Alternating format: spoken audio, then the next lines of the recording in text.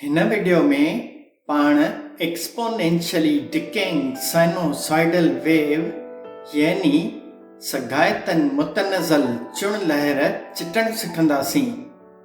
पहिरीं सगायतन मुतनज़ल लहर जी अहमियत ऐं रियाज़ियाती नुमाइंदगीअ खे सम्झंदासीं। उन खां पोइ पाण साॻी रियाज़ियाती नुमाइंदगीअ जे मैटलैब इज़हार खे सम्झंदासीं ऐं पछाड़ीअ में इन खे चिटण लाइ मैटलैब प्रोग्राम यानी मैटलैब सिटाव लिखण सिखंदासीं। पर अॻिते हलण खां पहिरीं सिंधी साइंस चैनल खे सब्सक्राइब कंदा, हिन वीडियो खे लाइक कंदा ऐं पंहिंजे दोस्तनि अहबाबनि सां बि वंडींदा। पोयनि सबक़नि में पाण सगायतन मुतनज़ल सिग्नल ऐं चुण लहर चिटण सिखी चुका आहियूं। जेकॾहिं तव्हां इहे वीडियोज़ न ॾिठियूं आहिनि त इन्हनि खे ज़रूरु ॾिसंदा। हिन सबक़ में पाण इन्हनि ॿिन्ही सिग्नल्स खे मिलाईंदे हिकिड़ो ई सिग्नल जोड़ींदासीं जंहिंखे सगायतन मुतनज़ल चुण लहर सॾींदा आहियूं। हिन लकीरनामे जे उफ़क़ी महवर ते वक़्तु आहे जंहिंखे T सां ज़ाहिर करियूं था ऐं उमूदी महवर ते सगायतन मुतनज़ल चुण लहर जो एम्पलीट्यूड आहे जंहिंखे पाण x ऑफ t सां ज़ाहिर करियूं था। इहो सिग्नल कंहिं सेकंड ऑर्डर सिस्टम यानी ॿिएं जोड़ जे सिरिश्ते जी झटके मोट आहे। इन जो हिकिड़ो मिसाल हीउ बरक़ी दौरो आहे जंहिंमें स्विच खाॿे पासे थींदे ई चार्ज सां भरियल कैपेसिटर यानी गुंजाइशवर ख़ाली थियण लॻे थो। डिस्चार्ज थियण लाइ बरक़ी वहक I ऑफ t खे हिकिड़े इंडक्टर ऐं हिकिड़े रेज़िस्टर मां गुज़रणो पवे थो। इन जो मैकानिकी मिसाल हीउ स्प्रिंग मायो सिरिश्तो आहे जंहिंजी लोड एयर फ्रिक्शन यानी हवा गाठ सबबि वक़्त साण घटिबी वञे थी।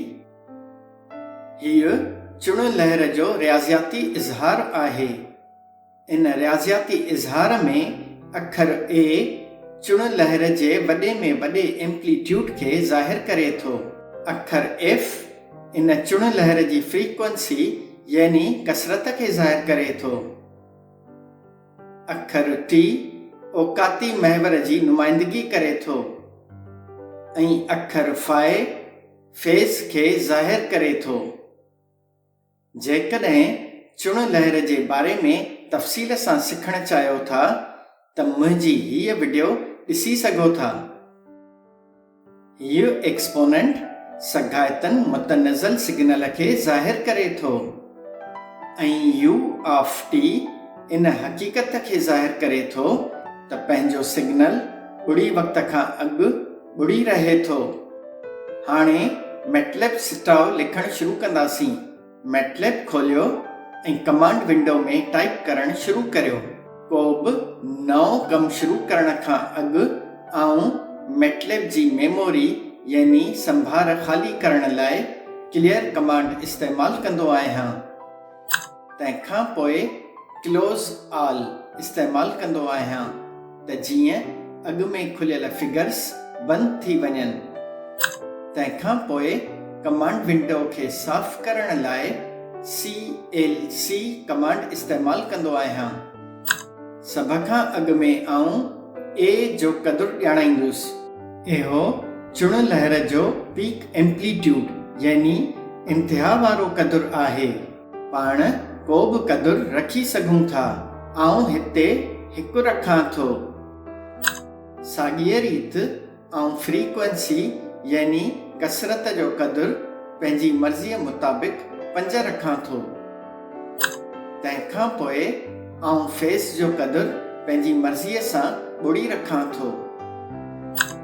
हाणे आउं मुतनज़ल सिग्नल जे डिके कॉन्स्टेंट यानी तनज़ुल वारे कॉन्स्टेंट अल्फा जो क़दुरु ॼाणाईंदुसि। इहो ॿुड़ीअ खां मथे को बि क़दुरु थी सघे थो।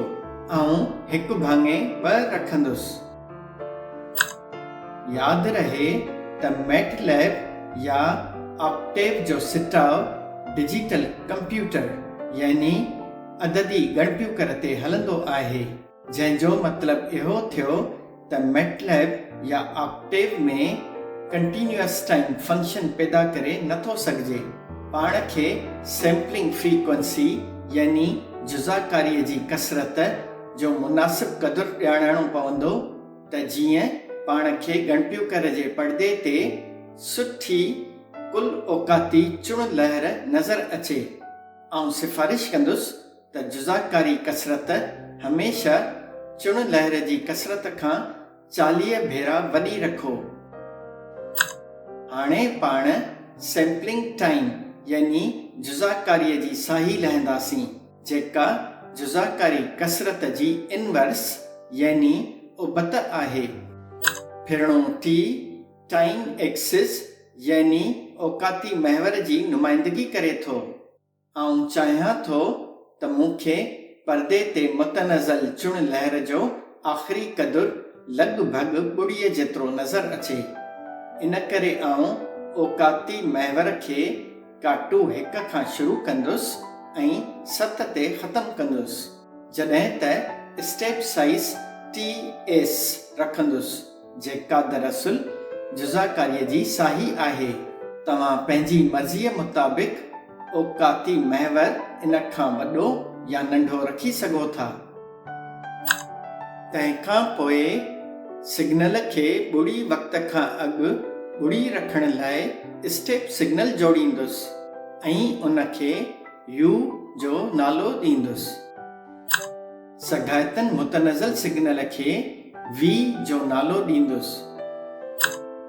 चुण लहर खे W जो नालो ॾींदुसि ऐं A, U, V ऐं W खे ज़रब कंदुसि, जंहिंसां सगायतन मुतनज़ल चुण लहर जुड़ंदी। इन खे X जो नालो ॾींदुसि। हाणे आउं प्लॉट कंदुसि औकाती महवर T ते फिरणे X खे। लकीरनामे खे थोरो थुलो रखण लाइ लाइन विड्थ 2 रखंदुसि।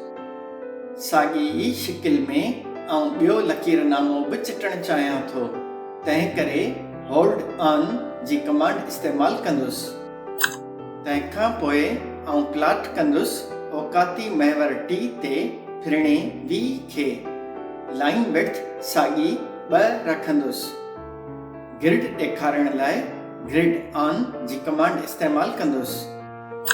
लकीरनामे खे ख़ूबसूरत बनाइण लाइ एक्सेस कमांड इस्तेमालु कंदुसि। शिकिल खे लकीरनामे खां थोरो हेठि खां शुरू कंदुसि ऐं थोरो मथे ख़तमु कंदुसि। उफ़क़ी महवर खे T जो नालो ॾींदुसि। फॉन्ट थोरो वॾो रखंदुसि। उमूदी महवर खे X ऑफ T जो नालो ॾींदुसि।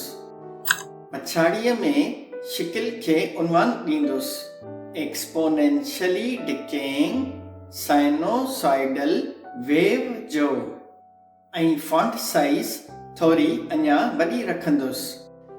सगायतन मुतनज़ल चुण लहर चिटिजी चुकी आहे।